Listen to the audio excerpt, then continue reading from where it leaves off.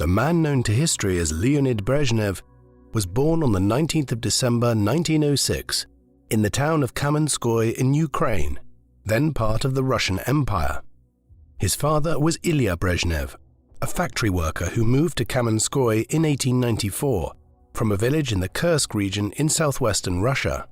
At the time of Leonid's birth, Kamenskoye would have had a population of around 50,000 people, and the local economy was dominated by an ironworks and railway track factory operated by the South Russia Company.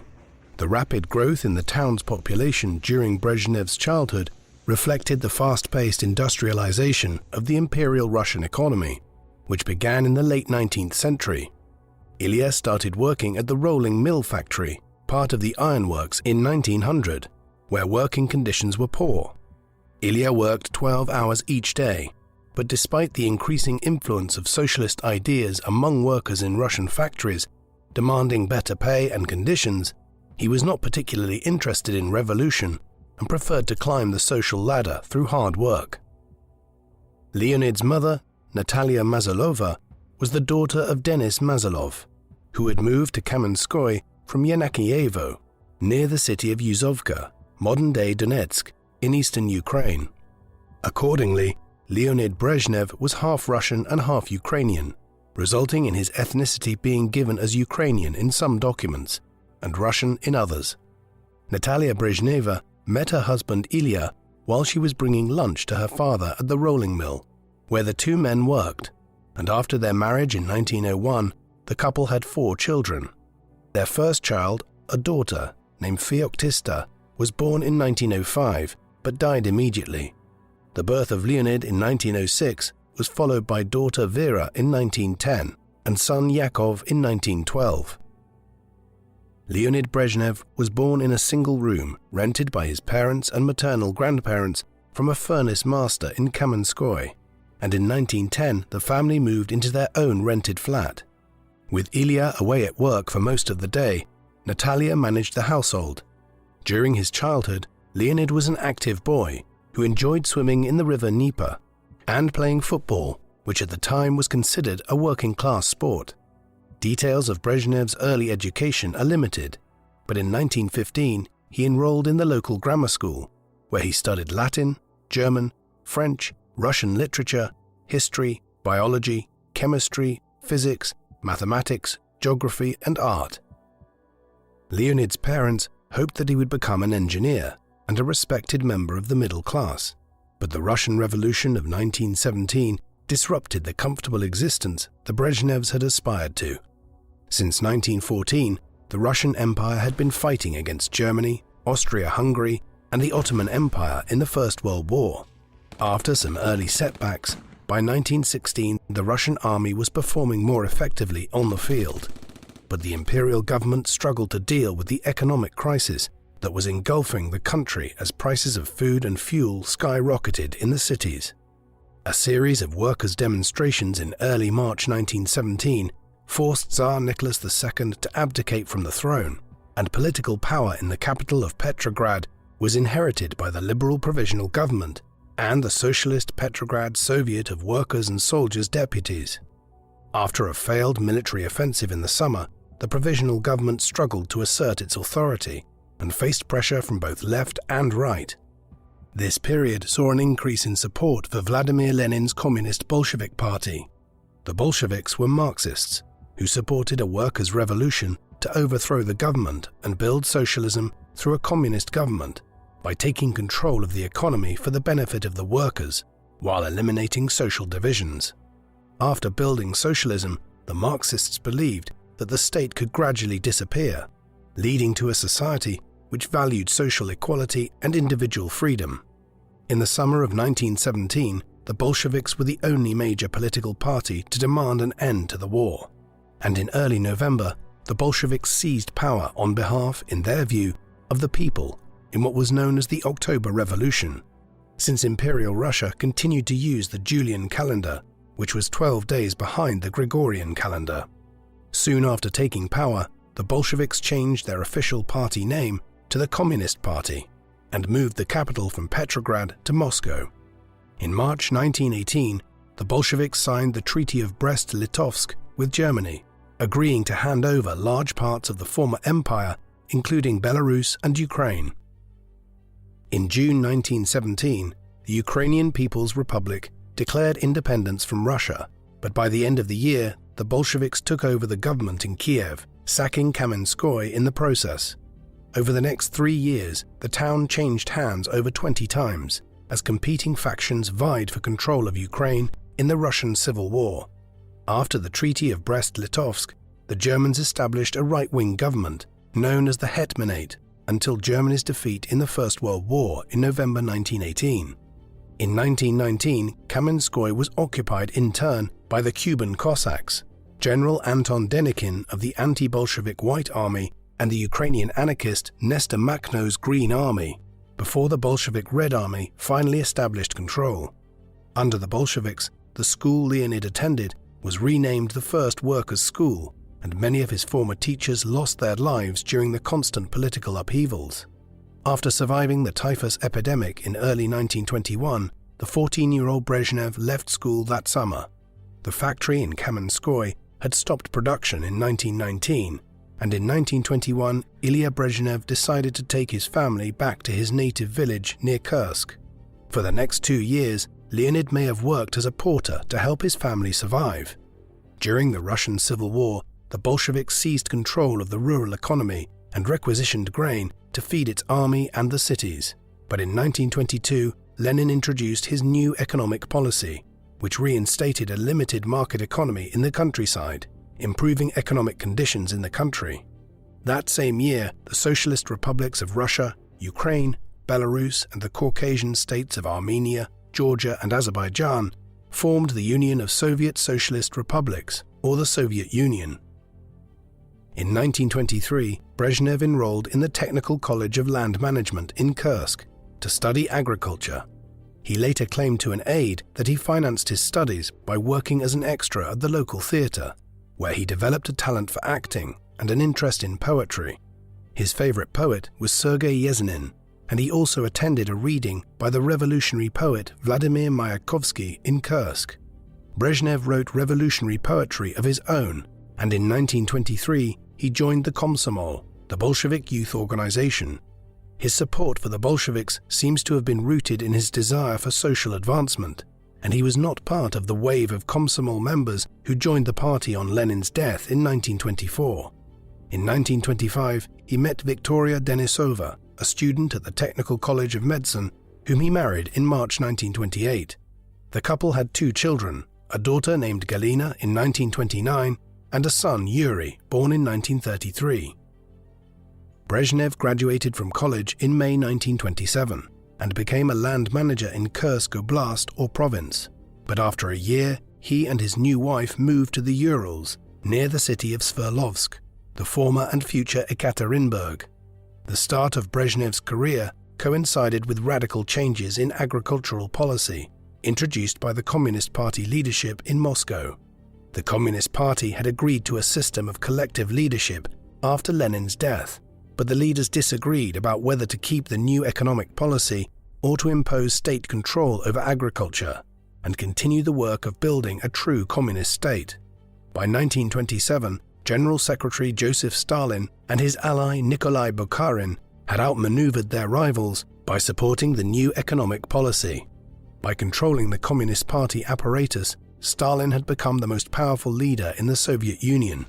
In December 1927, Stalin abruptly changed course and abolished the new economic policy by launching his campaign to collectivize Soviet agriculture. Alongside industrialization, agricultural collectivization formed a key part of the first 5-year plan introduced by Stalin in October 1928. Working in the land registry, Brezhnev was involved in surveying and mapping the land before eliminating the boundaries between individual strips of land and gathering them into agricultural collectives. The reorganization of the Soviet agricultural economy provoked opposition from farmers, especially those with larger plots of land, known as kulaks, who were offered poor quality land often on the edge of fields as compensation. Stalin denounced anyone who opposed collectivization as a kulak and ordered the secret police to carry out collectivization by force, seizing grain and deporting peasants who resisted. As he carried out his duties, Brezhnev's political responsibilities increased, and on the 9th of October 1929, he joined the Communist Party as a full member. In February 1930, he was promoted to chair the city of Sverdlovsk's land management department, and after spending 3 years in the fields, he was now behind a desk arbitrating disputes between the remaining individual farmers and the collective farms. In November 1929, Stalin announced a push for total collectivization, but 4 months later he reversed course. Amidst the confusion and the violence of the dekulakization campaign, Brezhnev left his post as head of the Sverdlovsk Land Registry after only 6 months in the role. In September 1930, Brezhnev moved to Moscow to study at the Kalinin Institute of Agricultural Machinery, but abandoned his studies after 2 months and returned to his parents' house in Kamenskoye. By 1931, he was working at the ironworks, now renamed in honor of the late Felix Dzerzhinsky, the Polish founder of the Soviet secret police, who helped to reopen the closed factory in 1925. After finishing work at the factory, Brezhnev spent the evenings studying at the affiliated Arsenichev Institute of Metallurgy, becoming secretary of the institute's party organization by March 1932. He was involved in the party's campaign to requisition grain from Ukrainian peasants resisting collectivization, leading to famine in Ukraine itself. The following March, he became director of the Workers' Faculty, an educational institution that prepared workers for higher education, and in January 1935, he graduated from the Arsenichev Institute as a thermal power engineer. After less than a year working as an engineer in the Dzerzhinsky plant, in October 1935, Brezhnev was drafted into the army and spent a year in Chita in Siberia, where he soon became the political head of a tank division. By the time he returned home in November 1936, the city was renamed Dnipro-Dzerzhinsk in honor of Dzerzhinsky and the Dnieper River. In Moscow, Stalin was beginning his Great Purge, led by the secret police, now known as the NKVD, eliminating his former leadership rivals from the 1920s, whom he accused of being traitors to the communist cause. As Stalin warned against internal enemies within the party, Brezhnev was appointed director of the Dnipro-Dzerzhinsk Technical College of Metallurgy. Though Brezhnev expected to continue his career in industry and wasn't an enthusiastic communist, the purges offered young party officials the opportunity to quickly rise through the ranks, while subjecting them to the risk of being purged themselves. By 1937, the purges had shifted to target Ukraine, and of the 15,000 employees in the Dzerzhinsky metalworks, over 700 were shot. While a succession of city party leaders were removed and shot in 1937, Brezhnev was unscathed and became deputy chairman of the Dnipro-Dzerzhinsk City Soviet, making him deputy mayor responsible for construction and public works. As the arrests, expulsions and executions continued, Brezhnev did not have any decision-making responsibility, but nevertheless, he voted to condemn officials who had been his benefactors and friends to ensure his own survival. In January 1938, Stalin's ally Nikita Khrushchev was appointed first secretary of the Ukrainian Communist Party and served in the post for over a decade. A new clique of Ukrainian party leaders emerged under Khrushchev's protection, and in May 1938, Brezhnev moved to the provincial capital of Dnipropetrovsk, now known by its Ukrainian name of Dnipro, where he would lead the Department of Trade. The following February, Brezhnev was made propaganda secretary, owing his promotion to Konstantin Grushevoy, a college friend from the Metallurgical Institute who had become deputy head of the Oblast Party. Brezhnev managed a team of 80 propagandists, supporting Stalin's campaign to eliminate the remnants of Ukrainian nationalism and promote the use of the Russian language in schools and newspapers. The department's work also involved spreading the party's message on foreign affairs. For most of 1939, it seemed that the Soviet Union was about to go to war with Adolf Hitler's Nazi Germany, and Brezhnev dutifully denounced Hitler. In late August 1939, after the Nazis and Soviets signed a non-aggression pact before invading Poland to start the Second World War, Brezhnev's propaganda machine immediately reversed course and began to praise the German leader. Although Stalin had made a deal with Hitler, he believed that it would only delay war between the Soviet Union and Germany, and aimed to rebuild the Soviet Union's military capacity so that it could compete with Germany on equal terms. In September 1940, Brezhnev was promoted to third secretary of the Oblast Party Committee and was given responsibility for armaments. Dnipropetrovsk Oblast produced 16% of the country's steel, and it was Brezhnev's job to adapt the factories for military production. On the 22nd of June 1941, Hitler launched his invasion of the Soviet Union earlier than Stalin had anticipated, beginning a phase in the Second World War which the Soviets called the Great Patriotic War. Immediately after the invasion, Brezhnev and the provincial party leadership attempted to mobilize reinforcements from the army and continue military production in the factories. But a couple of weeks later, as the German military juggernaut moved eastwards and overcame Soviet defenses, an order came through to dismantle and evacuate the factories. Brezhnev joined the army on the 14th of July and was ordered to lead the evacuation of Dnipropetrovsk. When the Germans captured the city on the 25th of August, Brezhnev remained with the military and political leadership and was among the last to leave. Brezhnev worked as a political commissar at the Southern Front, a task which involved informing soldiers of the ideological meaning of the war and inspiring morale at the front line.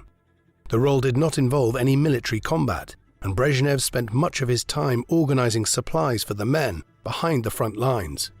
In November 1941, the Soviets recaptured the city of Rostov-on-Don, but a counteroffensive to retake the then Ukrainian capital of Kharkov in early 1942 proved a disaster, allowing the Germans to strike back and advance as far as Stalingrad on the banks of the Volga River in an attempt to seize the oil fields of the Caucasus. In August 1942, Brezhnev became deputy head of the political administration of the Transcaucasian Front, but the following April he was demoted to head of the 18th Army's political department with the military rank of colonel. In early 1943, while the Soviet armies bogged down the German offensive at Stalingrad, Brezhnev accompanied the 18th Army as it advanced on the Black Sea port of Novorossiysk, where in September he was wounded when his landing craft hit a mine. As the victorious Soviet armies advanced westward, the 18th Army was reassigned to the 1st Ukrainian Front, which retook Kyiv in November. In August 1944, the 18th was transferred to the 4th Ukrainian Front, beyond the Carpathian Mountains in western Ukraine, fighting on land that had belonged to Czechoslovakia before the war. After being promoted to Major General, Brezhnev's job was to present the Soviet Army as liberators and establish Communist Party institutions in the region to prepare it for annexation by the Soviet Union. In early 1945, Brezhnev joined the 18th Army as it liberated Czechoslovakia alongside the 1st Czechoslovak Army Corps, commanded by Ludvík Svoboda, taking the capital of Prague on the 8th of May 1945, the same day Germany surrendered to the Allied nations of Britain, France, the United States, and the Soviet Union. After the war, the Soviet Union incorporated the Baltic states of Estonia, Latvia, and Lithuania. Over the next few years, supported by the presence of Soviet armies of occupation, the Central European states of Poland, Czechoslovakia, and Hungary came under communist rule, while Germany was split between capitalist West Germany and communist East Germany. After the end of the war, Brezhnev was promoted to Chief of Political Administration of the 4th Ukrainian Front, before going to Moscow, where he participated in the Victory Parade on Red Square on the 24th of June 1945. As he marched across Red Square in his dress uniform, Colonel Leonid Brezhnev was 38 years old, a Communist Party bureaucrat with experience of agricultural and industrial policy, who had been a beneficiary of Stalin's purges and was making his way up the ranks of the Ukrainian Party before the Nazi invasion. During the Great Patriotic War, his fortunes reflected those of the Red Army, beginning with despair and defeat and ending in triumph, as he helped to extend the projection of Soviet power westwards into Central Europe. By the time Brezhnev returned to Ukraine in August, the 4th Ukrainian Front was renamed the Carpathian Military District, incorporating territories annexed from Czechoslovakia and Romania. There are few accounts of Brezhnev's activities in the year following the war, but he was responsible for fighting Ukrainian nationalist insurgents and imposing the Soviet system of political and economic control on the formerly non-Soviet lands. Brezhnev's work during the war caught the attention of Nikita Khrushchev, who secured his transfer from the army back to the Ukrainian Communist Party, where he soon developed a reputation as an effective administrator, implementing Stalin's policies. In September 1946, he was appointed to lead the party organization in the city of Zaporizhia in southeast Ukraine, where he began the process of rebuilding the steelworks and the hydroelectric dam after the destruction during the war. Brezhnev was assisted by Second Secretary Andrei Kirilenko, who had served in the political department of the 18th Army, and by the beginning of March they managed to get one of the turbines of the hydroelectric plant running. The devastation of the war led to another famine in Ukraine, which Stalin once again blamed on enemies of the state. Brezhnev attempted to rein in the agitation and concentrated on finding practical solutions to the problems. In March, Khrushchev was removed as leader of the Ukrainian party, and the demotion of his patron threatened Brezhnev's own survival.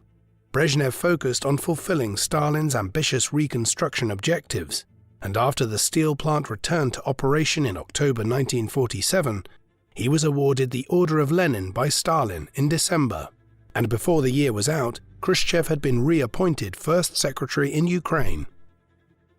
In November 1947, Brezhnev was transferred to take over the party leadership at Dnipropetrovsk in order to manage the reconstruction work on the damaged city and encourage agricultural production.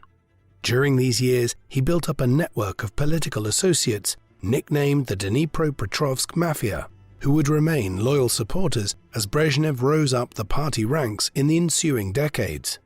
Members of this group included Nikolai Tikhonov, the chief engineer of the Lenin metallurgical plant, Vladimir Semicastny, who led the Komsomol in Kiev, and Vladimir Sherbitsky, the party's deputy leader in his home city of Dnipro-Dzержinsk, who had become one of his closest friends.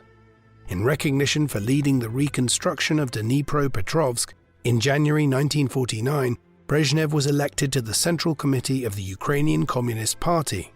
He continued to receive the favor of Stalin and Khrushchev, and after the latter was appointed party boss in Moscow in December 1949, Brezhnev was given an appointment in Moscow. Not long after, in July 1950, Stalin appointed him first secretary of the Communist Party in Moldavia, modern-day Moldova.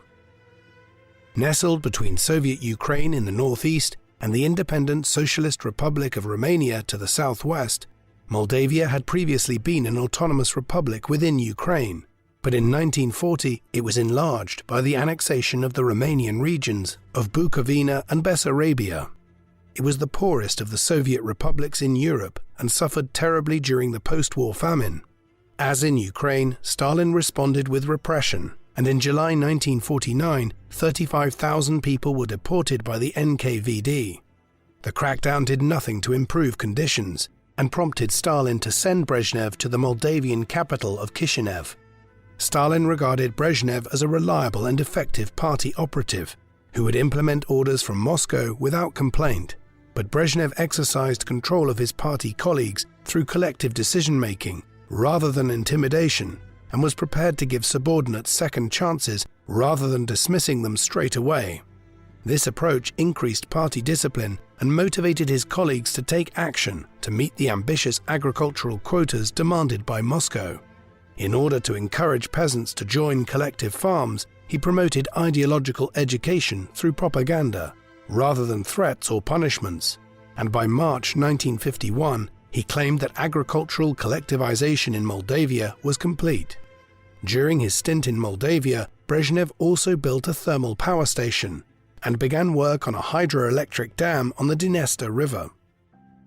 Brezhnev's closest associates in Moldavia were Nikolai Shelikov, whom he brought from Dnipropetrovsk to serve as his deputy, and Konstantin Chernenko, the propaganda chief of the Moldavian party who would go on to serve as Brezhnev's right-hand man at the summit of Soviet politics. Faced with ambitious demands from Moscow and criticized by his superiors if he did not achieve them, Brezhnev worked tirelessly and in May 1952 suffered a heart attack at the age of 45. After taking a 2-month break from work, he was attacked by delegates at the party plenum in August for failing to deal effectively with nationalists and other ideological opponents, and for his lenient treatment of party officials. After this assessment was echoed in the party newspaper Pravda, in September, Brezhnev had an article published in the ideological magazine Bolshevik, defending his approach by quoting Stalin's words on criticism and self-criticism. In October 1952, Brezhnev was in Moscow for the 11th Party Congress, where he met Stalin in person for the first time and was mistaken for being a Moldavian. Brezhnev was not only made a member of the Central Committee, but also became a candidate member of the party Presidium, formerly the Politburo, which Stalin had expanded to dilute the power of some of the more influential members, whom he suspected of plotting against him.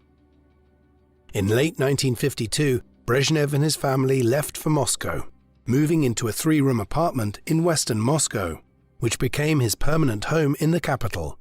He regularly attended Presidium meetings and was asked by Stalin to manage propaganda within the army and the navy. When Stalin died on the 5th of March 1953, membership of the Presidium was reduced to its original size of 9 members. Brezhnev lost his seat in the country's supreme decision-making body and was demoted to deputy head of the Ministry of Defense's political administration. In the months after Stalin's death, Stalin's secret police chief, Lavrenti Beria, had assumed the leading role, but in late June, Khrushchev and Georgy Malenkov, the chairman of the Council of Ministers, organized a coup to arrest Beria. The operation was led by Marshal Georgy Zhukov, the commander-in-chief of the Soviet armies in the Great Patriotic War, and Brezhnev was among the armed men who subdued Beria. Despite his demotion from the Presidium, Brezhnev's relationship with Khrushchev meant that he continued to be close to the center of power, and in August 1953 he was promoted to the rank of lieutenant general in the Soviet army. After the ousting of Beria, the Presidium claimed to exercise collective leadership, but as with the years after Lenin's death, this masked a power struggle between Khrushchev, who was appointed first secretary of the Communist Party in September, and Malenkov, who as chairman of the Council of Ministers was state premier and head of government. While Malenkov favored the development of light industry, Khrushchev continued the push for heavy industry and advocated the allocation of more land for arable farming. Accordingly, Khrushchev launched the Virgin Lands Campaign to develop 13 million hectares of previously uncultivated land, much of which was located in Kazakhstan. When the incumbent native Kazakh party leaders were unwilling to implement the program, in January the Presidium sent a new leadership team to Kazakhstan, with Malenkov's supporter Pantelimon Ponomarenko serving as first secretary and Brezhnev as his deputy. After moving to the Kazakh capital of Almaty, Brezhnev faced many of the same challenges that had confronted him in Moldavia. He was working in a poor country which spoke a non-Slavic language and had to introduce Soviet ideology and Russian culture while carrying out his main task of developing an agricultural system which supplied grain, cotton and corn to other parts of the Soviet Union. The main difference was that while Moldavia was a narrow strip of land, Kazakhstan was the size of Western Europe and had a population of 7 million. Despite their competing loyalties, Ponomarenko and Brezhnev worked well together, with the former remaining in the capital and the latter traveling around the country promoting the Virgin Lands campaign. The two men restructured the party organization, but while Ponomarenko exercised authority by making threats to subordinates, Brezhnev maintained his collegial and constructive approach. For 1954 and 1955, Moscow determined that 6.3 million hectares had to be cultivated in Kazakhstan. The center decided how much grain was needed and hence how much land had to be cultivated, and it was up to Brezhnev in Kazakhstan to send out surveyors to identify suitable sites for farms. In 1954, 90 state farms were built in convenient locations, close to the railways and rivers, but the following year the farms expanded into the more remote steppes. When the yield on the farms were lower than expected, Brezhnev blamed the farm directors and party organizers for their treatment of farmers, denying them pay, providing poor living conditions, and failing to adequately supply the farms with drinking water.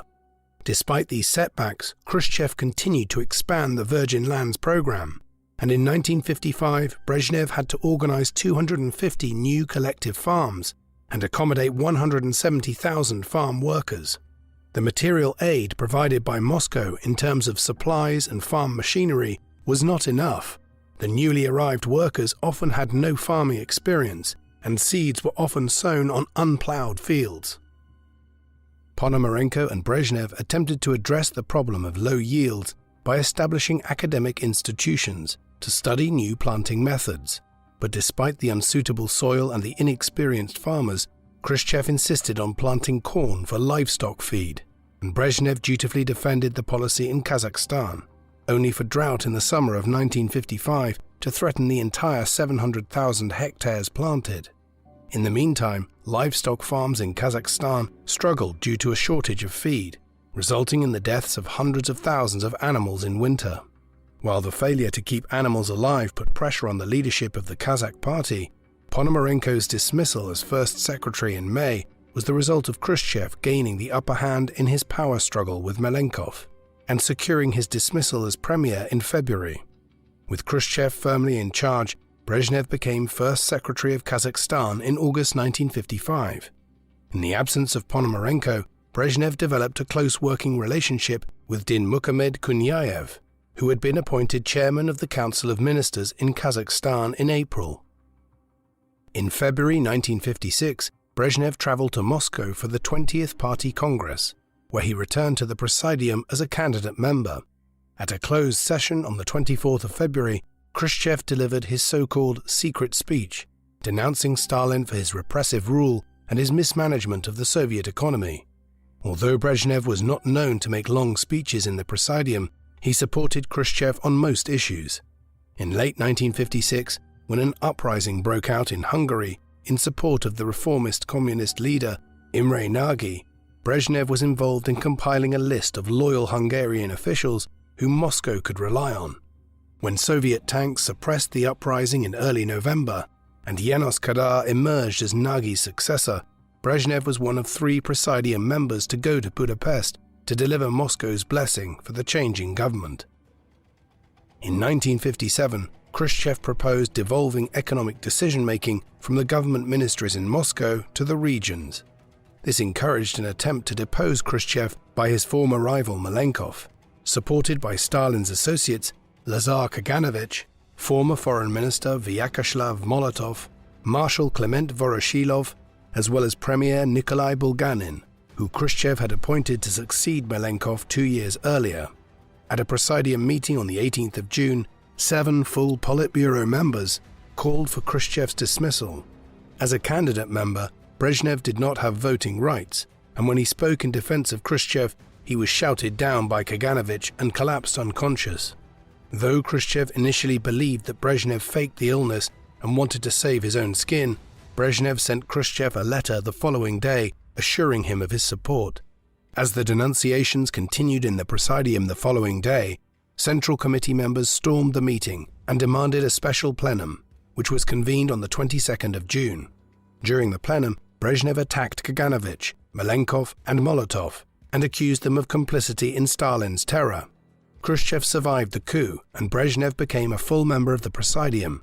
Among Khrushchev's defenders in June was Marshal Zhukov, but when Khrushchev turned against him in October, Brezhnev joined in the attack, accusing Zhukov of creating a cult of personality.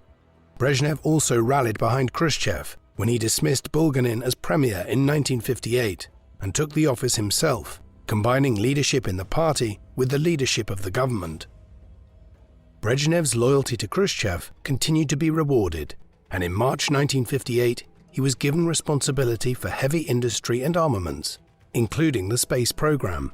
The space program was a key part of Khrushchev's desire to demonstrate the superiority of Soviet science and technology during the Cold War, as the Soviet Union and the United States found themselves locked in an ideological battle between capitalism and communism for global influence. While in Kazakhstan, Brezhnev had overseen the construction of the rocket launch site at the Baikonur Cosmodrome, and in his new role he also assumed responsibility for rocket construction. Brezhnev made a good impression during his first meeting with the nuclear physicist Andrei Sakharov, the father of the Soviet hydrogen bomb, and he frequently met with lead rocket engineer Sergei Korolev.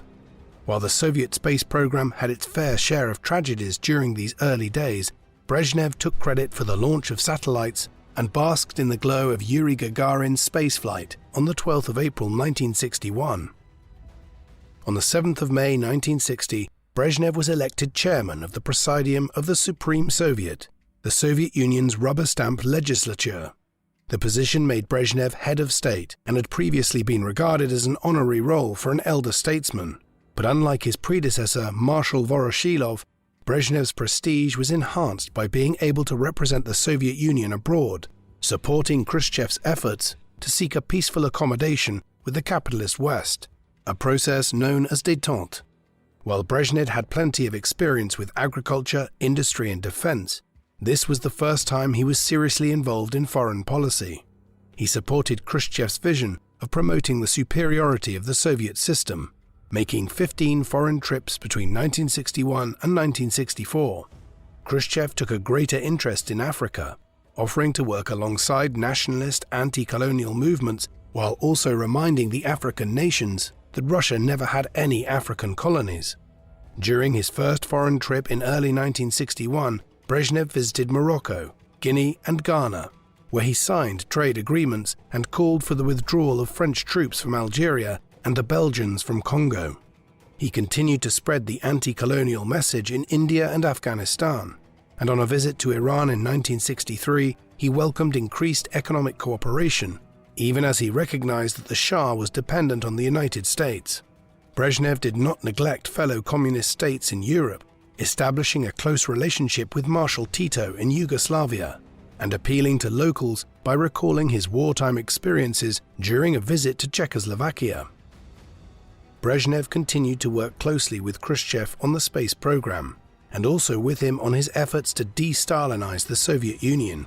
To achieve the latter goal, Brezhnev assisted Khrushchev in his project to rewrite Stalin's 1936 constitution by devolving greater power to the people and introducing term limits for party officials.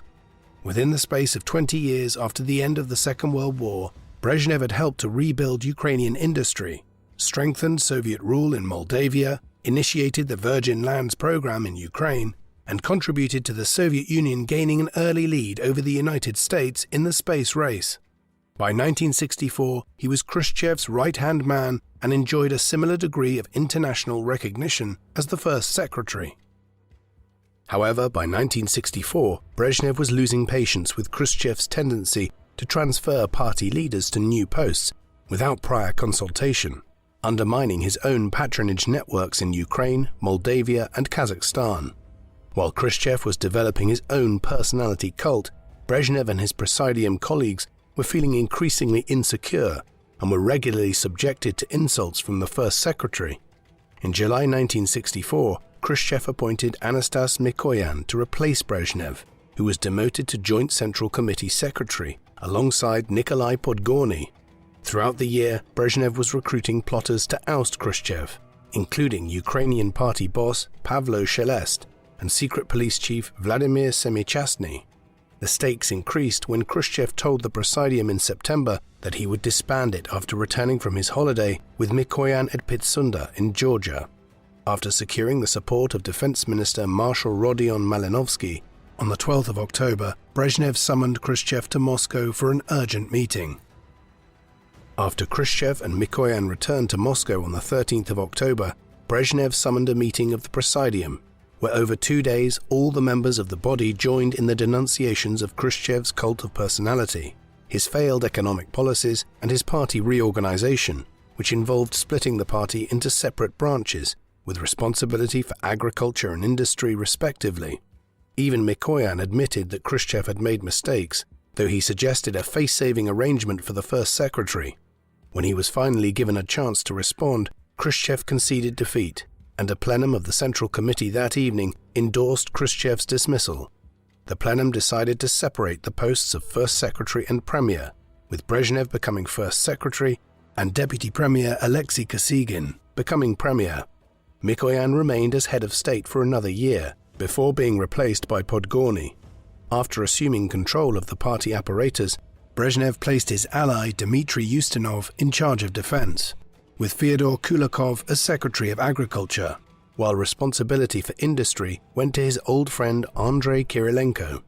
He hoped to bring his friend Vladimir Sherbitsky to Moscow, but the latter was happy to lead the party organization in Ukraine.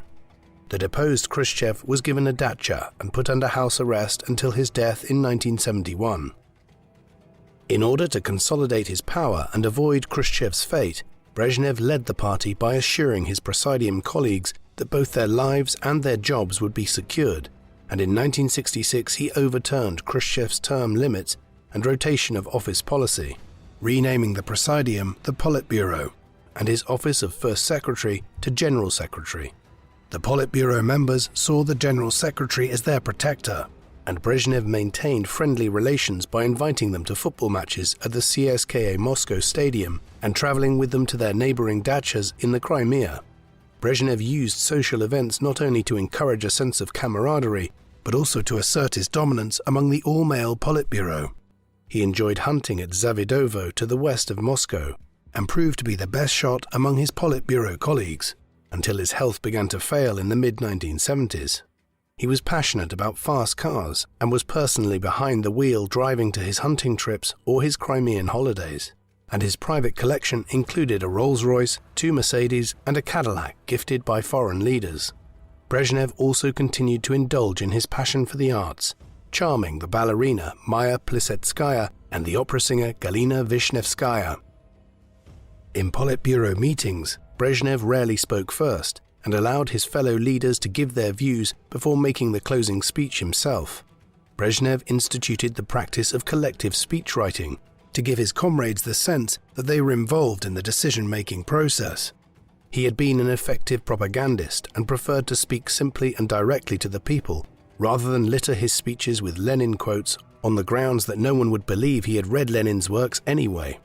While Brezhnev's emphasis on collective leadership threatened to elevate potential rivals, he kept them in check by appointing his protégés from Dnipropetrovsk to keep an eye on them.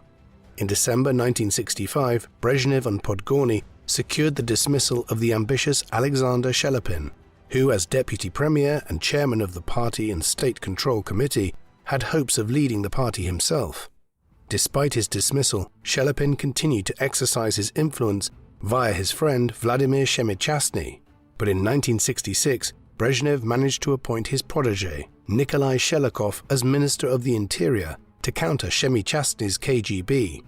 In 1967, while Shelepin was in hospital, Brezhnev summoned the Politburo and proposed replacing Shemichastny with Yuri Andropov as the head of the secret police. When Shemichastny protested, Brezhnev assured him that he was not being punished, and his new role as deputy premier of Ukraine was not a demotion.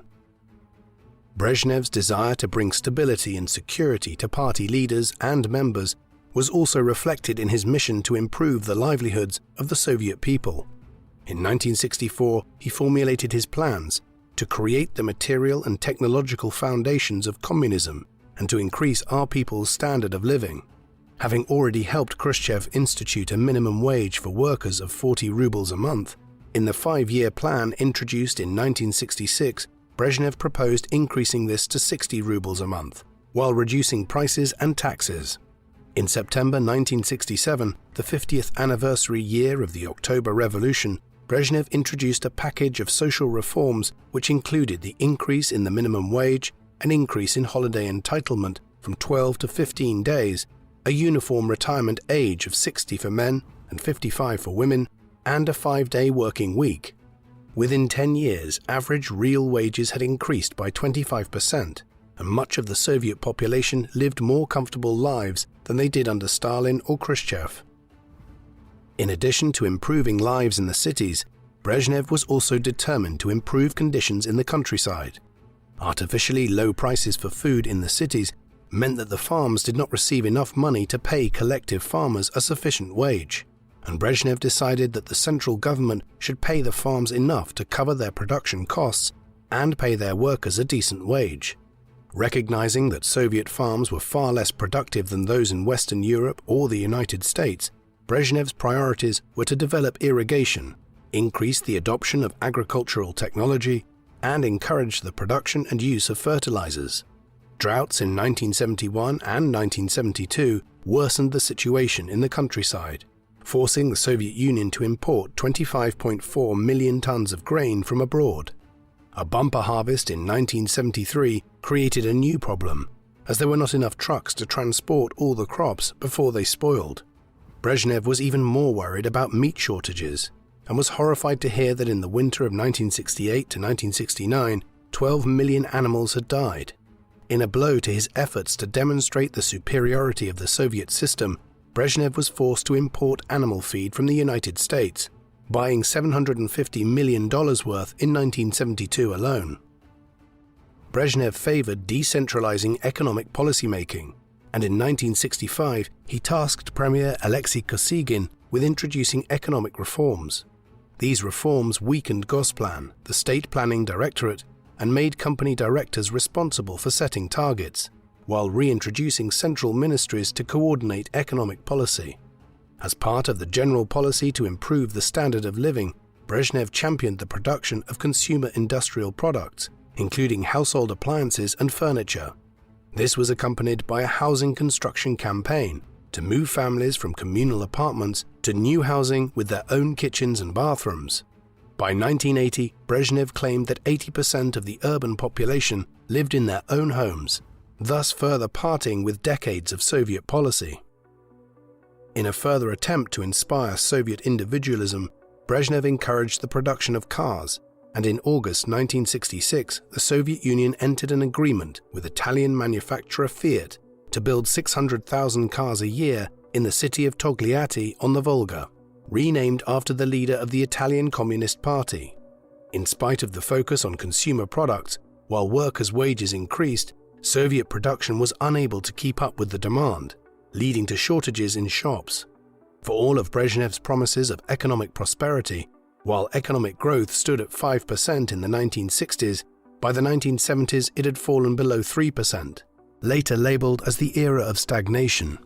Unwilling to restrict wage growth to cut demand and restore the economic balance, Brezhnev attempted to fill the gap with imports from abroad. The Soviet leadership naturally preferred to buy from fellow socialist countries, but were eventually forced to buy from the capitalist West. While Brezhnev and Kosygin worked together on the economy, as head of the party and head of the government, they were faced by growing political rivals. By delegating responsibility for economic affairs to Kosygin, Brezhnev gave himself the opportunity to criticize the premier when the economy was not performing as well as expected. In a speech to the Central Committee plenum in December 1969, Brezhnev attacked Kosygin for failures to meet the targets of the 5-year plan. He referred to inefficiencies in economic management, giving the example of 4 cranes imported from East Germany being transported to the Far East port of Vladivostok rather than going directly to the Black Sea. Brezhnev was so convinced of the superiority of the Soviet economic system that he blamed Kosygin and his ministers for sabotaging the economy, attacking the implementation of the reforms rather than the reforms themselves.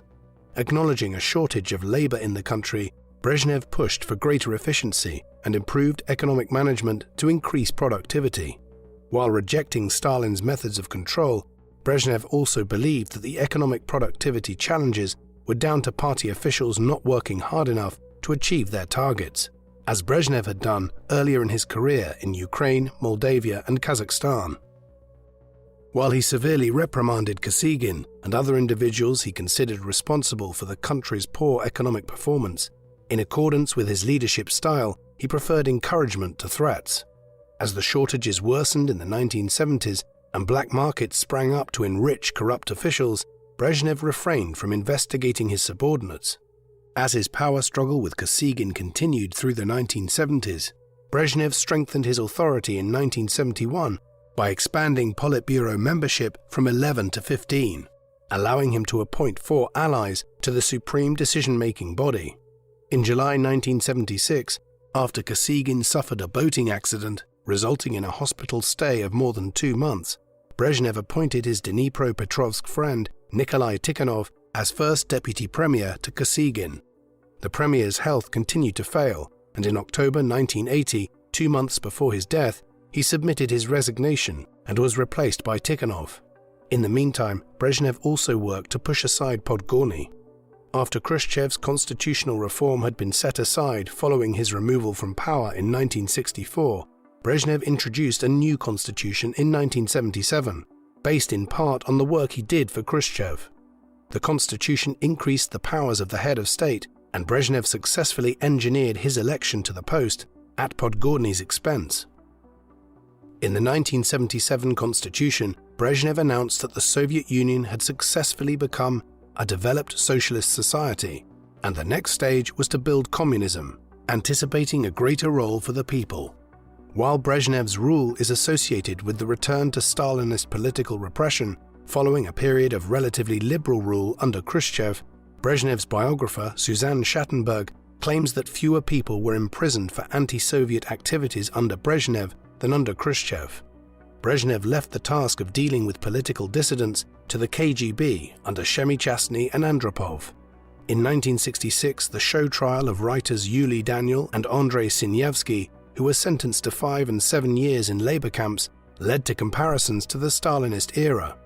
In an effort to maintain Soviet prestige abroad, Brezhnev and Andropov preferred to move against dissidents quietly, such as by negotiating dissident writer Alexander Solzhenitsyn's exile to West Germany in 1974. Brezhnev could not understand why writers and academics opposed the Soviet system, and when Andrei Sakharov began to complain about human rights, Brezhnev initially sought to negotiate with him to understand his grievances, and it was only when Sakharov openly sided with the West in 1973 that Brezhnev considered him a political opponent and a traitor to the Soviet cause. While Brezhnev did not allow Sakharov to collect the Nobel Peace Prize he was awarded in 1975, it was not until 1980 that Sakharov was exiled to the closed city of Gorky, now Nizhny Novgorod. Brezhnev's attitude towards dissidents and political opponents was one of indifference and disappointment, rather than anger or outrage, and he continued to reject Stalinist violence, though he compromised with hardline Stalinists in the party and encouraged a balanced appraisal of Stalin, which praised him for the country's economic development while continuing to hold him responsible for the Great Terror. As a means of consolidating his rule, Brezhnev developed a cult of the Great Patriotic War, which focused on the sacrifice of over 20 million people rather than on the veneration of Stalin. On the 9th of May 1965, the 20th anniversary of victory over Nazi Germany, Brezhnev declared Victory Day a public holiday. The same year, the Supreme Soviet awarded the title of Hero City to 7 cities, including Moscow, Leningrad, Kiev, and Volgograd, formerly Stalingrad. In 1973, 2 more hero cities were added, Kerch and Novorossiysk, where Brezhnev had served, further indicating his desire to enhance his own personality cult. In 1967, a memorial complex was built at the foot of the Kremlin wall, including the tomb of the unknown soldier, protected by an eternal flame, alongside marble blocks with the names of the hero cities. That same year, Brezhnev inaugurated the monumental The Motherland Calls statue in Volgograd, which had been commissioned by Khrushchev.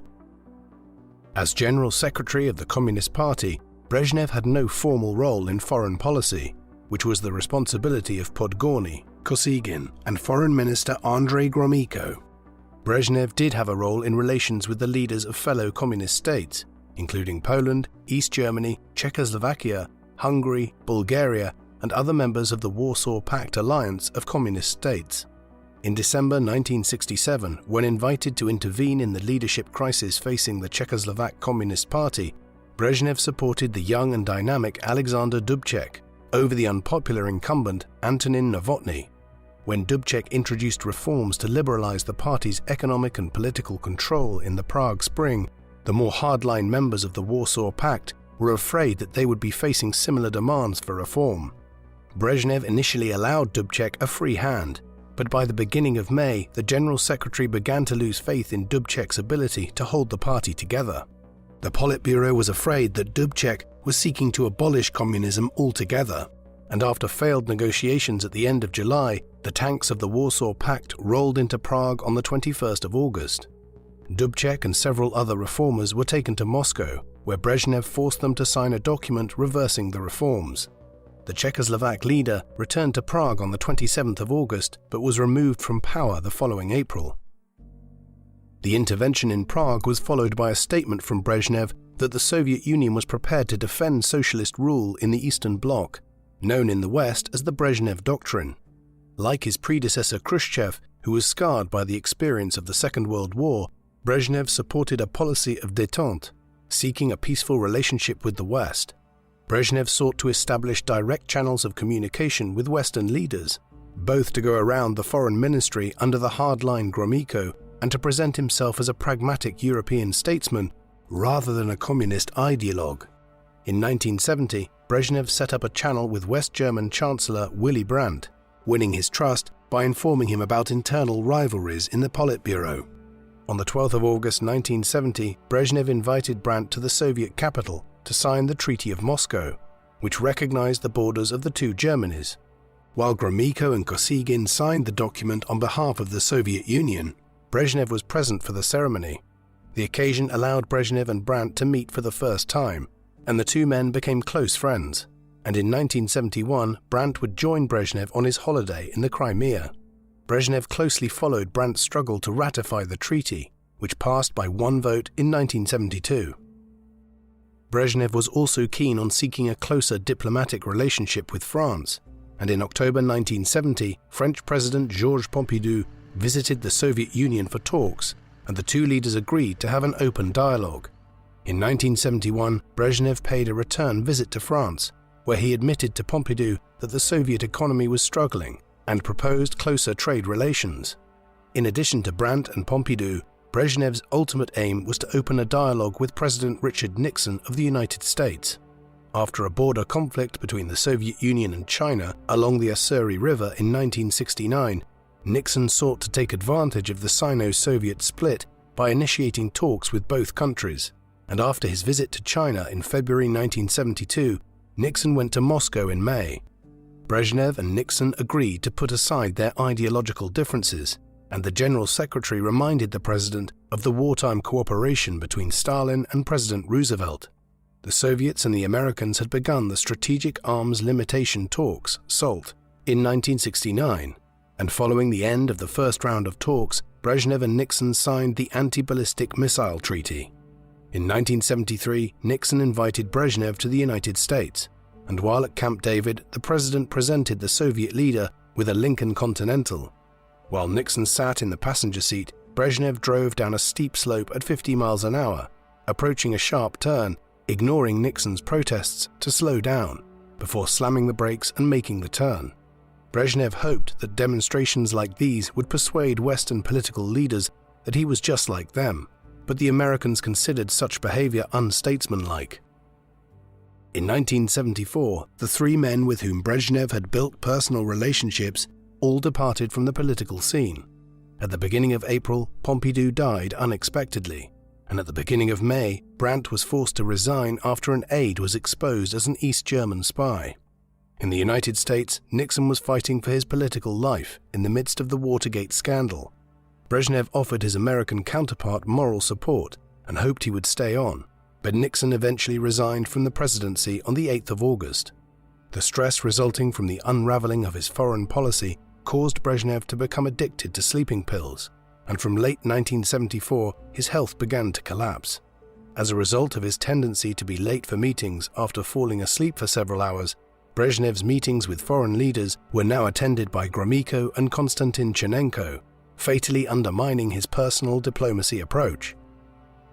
Brezhnev nevertheless managed to bring together the leaders of 33 European states and the United States and Canada to agree the Helsinki Accords on the 1st of August 1975, whose provisions included the territorial integrity of European states, a commitment to refrain from military force, economic cooperation between signatories, an acknowledgement of human rights, and the creation of the Conference on Security and Cooperation in Europe to promote peace, mutual support, and respect. However, relations between the United States and the Soviet Union worsened after the election of Jimmy Carter as president.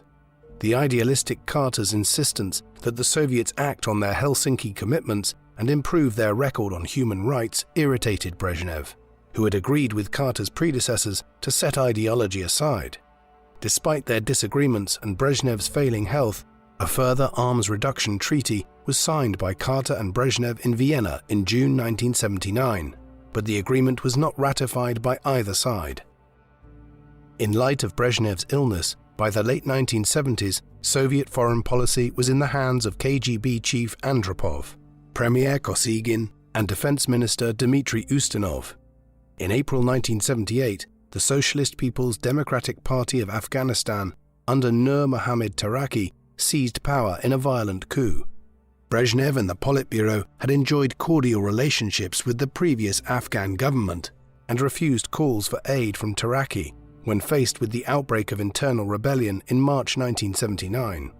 In September, Foreign Minister Hafizullah Amin overthrew Taraki, and it was only after the former initiated contact with the United States that the Politburo authorized an invasion which began on the 25th of December.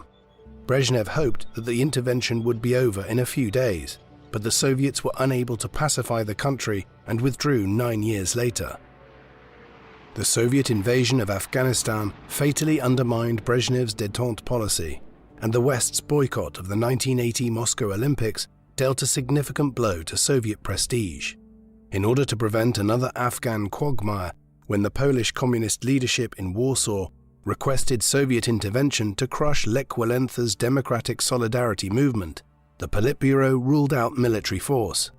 Despite his ill health, Brezhnev played an active role in the Polish crisis in 1980 and 1981, as he urged Polish leaders Stanisław Kania and General Wojciech Jaruzelski not to offer further concessions to Solidarity. In December 1981, after securing a promise from Brezhnev to provide generous economic support, Jaruzelski declared martial law and banned Solidarity. The image of the sick and frail Brezhnev after 1975, surrounded by his aging Politburo, mirrored the Soviet Union's economic decline and the failure of détente. Brezhnev's fondness for medals and his frequent absences due to ill health gave rise to the joke that he was having chest expansion surgery. He was awarded the highest accolade of Hero of the Soviet Union 4 times, on his 60th, 70th, 72nd and 75th birthdays. In 1973, he was given the Lenin Peace Prize for his diplomacy with France, Germany and the United States. For his 70th birthday in 1976, he was awarded the rank of Marshal of the Soviet Union, following which he received the majority of his military medals, as party propagandists made him appear more influential than he was during the Second World War. Brezhnev's glorification in propaganda stood in stark contrast to his physical frailty, and attempts by Politburo colleagues to encourage Brezhnev to look after his health and get rid of the pills met with limited success. Brezhnev's poor health obliged the Politburo to look around for a successor, but the likely candidates were in poor health themselves.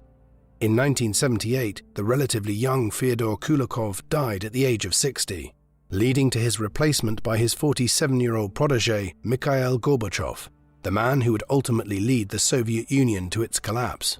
By 1982, the leading candidates were the 71-year-old Konstantin Chernenko and the 68-year-old Yuri Andropov, whom Brezhnev appointed his second secretary in May. On the 7th of November, Brezhnev attended the Red Square Parade on the 65th anniversary of the October Revolution. 3 days later, Leonid Ilyich Brezhnev died from a heart attack in the early hours of the 10th of November at the age of 75. After his death was announced on the 12th of November, Yuri Andropov assumed office as General Secretary. On the 15th, Brezhnev was buried at the Kremlin Wall necropolis, near Lenin's mausoleum. Leonid Brezhnev's 18-year rule as leader of the Soviet Union is usually associated with political and economic stagnation, presided over by a group of old, decrepit and senile men. Yet for most of his life, Brezhnev was a charismatic and dynamic figure who enjoyed football, drove fast cars and had a passion for acting. Like his predecessor and patron Khrushchev, Brezhnev was not a particularly enthusiastic communist and joined the party to advance his career. During the collectivization campaign and Stalin's purges in the 1920s and 1930s, he carried out his instructions from Moscow to ensure his own survival. As he rose through the party ranks, he rejected Stalin's violent methods and preferred to exercise leadership by encouragement and persuasion. Brezhnev's experience of the Second World War reflected that of the Soviet army, as it turned the tide of defeat to victory. joining the 18th Army as it reconquered Ukraine and liberated Czechoslovakia. While he enjoyed Khrushchev's patronage in Ukraine, Brezhnev built up his own network in Dnipropetrovsk, where he helped to rebuild Ukrainian industry after the war, before moving to Moldavia. After Khrushchev came to power, Brezhnev began to implement the Virgin Lands program in Kazakhstan, before returning to Moscow in 1956 as Khrushchev's right-hand man, defending him from his enemies in 1957, supervising the Soviet space program, and representing the Soviet Union abroad as head of state. After overthrowing Khrushchev and assuming the party leadership in 1964, Brezhnev maintained his power by promising stability and continuity in the Politburo, gradually promoting his allies to keep an eye on potential rivals. He promised the Soviet people higher living standards, but while wages increased, the Soviet economy was unable to supply the necessary agricultural and consumer products required, forcing Brezhnev to turn to foreign imports. In both his economic management and his attitude towards political dissidents, Brezhnev struggled to understand why the Soviet system was not working, and continued to believe that it was a question of motivating his fellow comrades to do better. In the realm of foreign policy, during the early 1970s, Brezhnev was successful in building special channels to Western leaders, but political changes in the West and his own failing health undermined his personal diplomacy and reintroduced an atmosphere of mistrust. By the end of his life, relations with the West had deteriorated once again, following the Soviet invasion of Afghanistan, and the Soviet Union itself would only survive for another decade. What do you think of Leonid Brezhnev? Was he an unimaginative communist ideologue who presided over an era of economic stagnation and decline, or did he lead the country through a rare era of political stability, during which arrest and deportation was the exception rather than the rule? Please let us know in the comment section. And in the meantime, thank you very much for watching.